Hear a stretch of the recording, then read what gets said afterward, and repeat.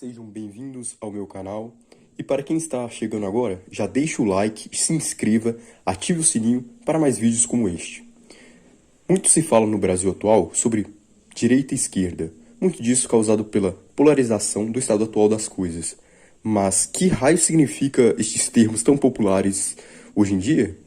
Esquerda tende a ser associado com mais liberdade econômica, social, né, na verdade, e menos liberdade econômica. Enquanto que a direita tende a ser associado a mais liberdade econômica, na parte do mercado, né? E menos liberdade social. Mas será mesmo que estes termos são os melhores para definir visões políticas? Para entendermos isto, temos que voltar na história, na origem destes termos. Tudo começa na Revolução Francesa, onde havia os que queriam o fim do antigo regime, no caso a monarquia, e os que eram contra acabar com o antigo regime, né? Foram divididos em dois grupos em que, dentro do parlamento, se sentaram à esquerda os revolucionários, que queriam o fim do regime, e os conservadores à direita do parlamento, que queriam manter a monarquia vigente.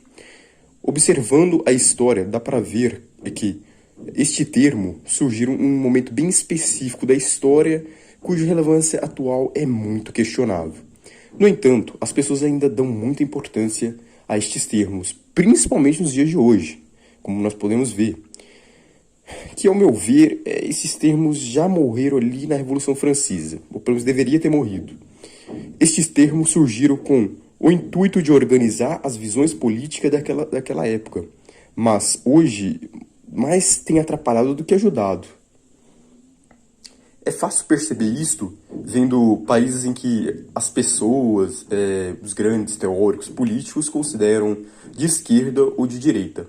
Falando que a Itália fascista e a Alemanha nazista são de direita, enquanto a União Soviética e a China, maoísta, são chamados de esquerda. Mas, na prática, vemos nesses países mais semelhanças do que diferenças, mudando às vezes um pouquinho do discurso e o nível de interferência na economia, para mais, um pouco para menos, mas realmente mudanças bem mínimas. Alguns usam a teoria da fechadura para explicar este fenômeno da semelhança entre os extremos, né? Que os extremos, por ser de extremo, quanto mais extremo, eles se aproximam na teoria da fechadura. Que nem as pontas da fechadura que tende a ser aproximada, né? Só que, para mim, ao meu ver, esse negócio da teoria da fechadura é totalmente dispensável, porque, na verdade, ao meu ver, eles são o mesmo. Tanto que você não vê diferenças estruturais realmente nesses movimentos autoritários e tudo mais, que eles dizem ser de esquerda ou de direita.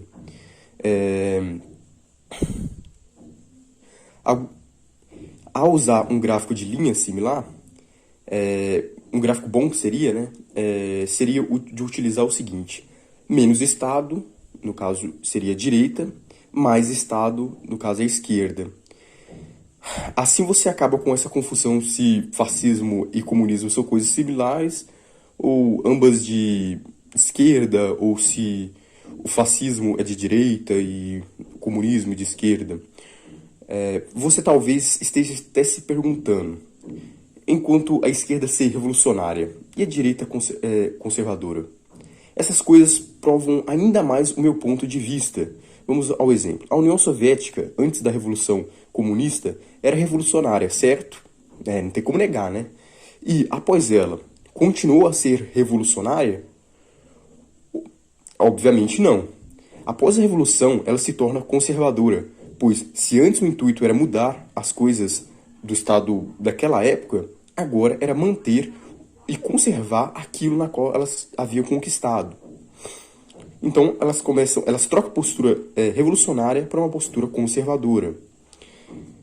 O mesmo pode ser visto na direita no Brasil. Ser conservador no Brasil seria conservar este Estado gigante e burocrático.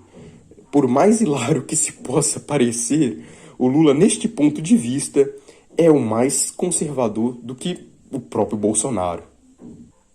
Ao invés de mais Estado e menos Estado, também poderia ser usado autoritarismo para a esquerda e libertarianismo mais para o ponto de vista da direita. No meu ponto de vista, utilizar dessa forma é perigoso, pois permite uma relativização dessas coisas. Até porque o termo liberdade, ele é relativizado e pode ser muito relativizado. Quer um exemplo? Você já viu um suposto esquerdista falar que são autoritários? Não, eles acusam a direita de ser autoritária. Muito pelo contrário, são os que mais falam em nome da liberdade, como se fossem os arautos da liberdade. E com essa definição política de autoritarismo e libertarianismo, o que você acha que a esquerda pensaria? Se você pensou que ela falaria a direita neoliberal é autoritária, a esquerda é a paz, a liberdade, o amor, a fraternidade, muito bem, você acertou. Com essas definições, serviriam mais para atrapalhar do que ajudar.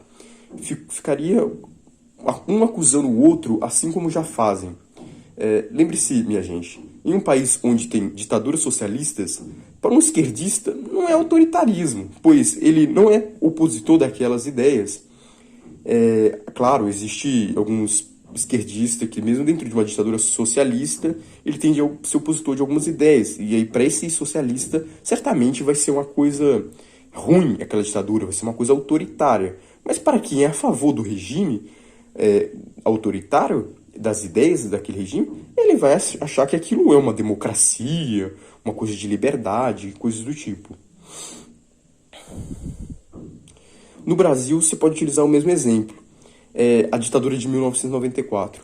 Para quem era a favor do governo, era um governo de liberdade, de falar assim, naquele tempo você tinha liberdade para sair na rua com a sua família, tomar um sorvete, sem medo de ser roubado, sem medo de bandido, sem medo da bandidagem.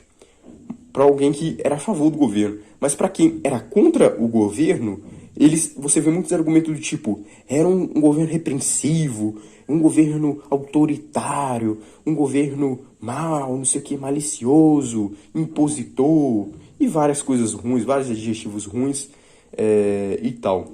Então, pessoal, essa foi a minha opinião sobre estes termos esquerda e direita e o porquê eles não deveriam ser usados. Mas, infelizmente, a gente vê as pessoas ainda utilizando muito e brigando por essas coisas muito toscas, né? Mas é isso, gente. Falou aí. Até a próxima.